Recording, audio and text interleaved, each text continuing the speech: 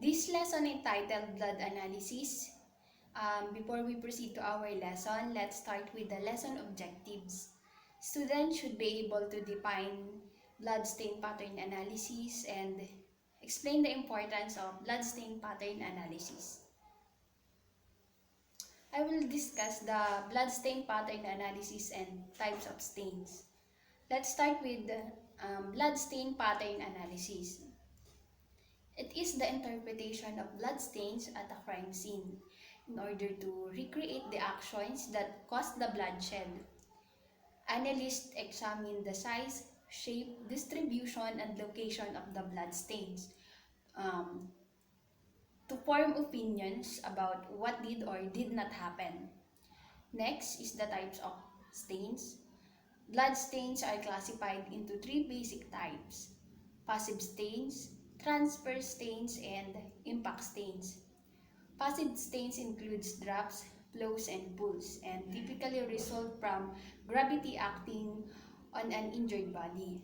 And second, transfer stains result from object coming into contact with such a blood um, into contact with existing blood stains and leaving wipes or patterns, transfers such as bloody shoe print. Impact stains results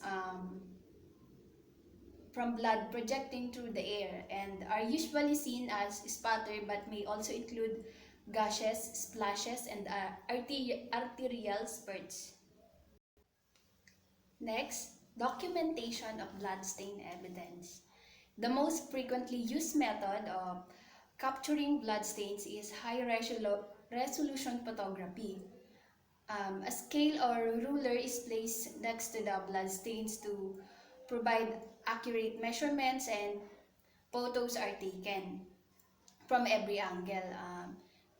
Video and sketch of the scene is often used to provide perspective and further documentations. Next, I will discuss the types of spatter. Low velocity spatter um, is often a result of dripping blood after a victim um, become injury. Next, medium velocity spatter. It can be caused by a blunt force and it can be a result of stabbing.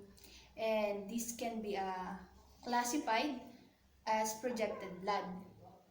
Next, high velocity spatter. It is generally caused by a gunshot wound, but it can be form a wound from another type of weapon. Next is the sampling blood stain for DNA profiling. Analyst or investigator will typically soak up pooled blood or swab small sample of dried blood in order to determine if it is human blood and then develop a DNA profile. This become critical when there are multiple victims. DNA profiling may also indicate whether the perpetrator was injured during the attack, as in the case of two. Um, DNA profiles found at the scene with only one known victim. Now, I will explain the importance of bloodstain pattern analysis in crime scene reconstruction. Bloodstain pattern analysis tells what happened. It provides forensic information about the crime under investigation. Bloodstain pattern analysis is a powerful tool used in solving violent crimes and must be performed by a well-trained individual. It is one of the most effective methods of reconstructing crime scenes.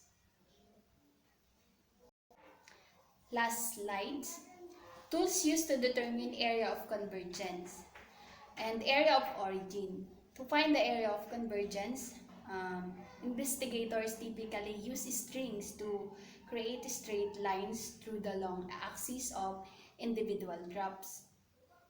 To find the area of origin, investigators use a similar method, but it also includes the height calculation.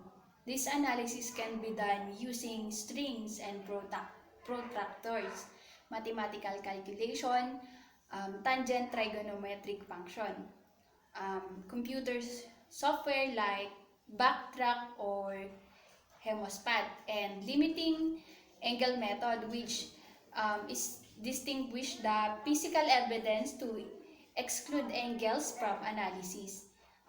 That would be all for this lesson, blood analysis. Thank you, ma'am, for watching.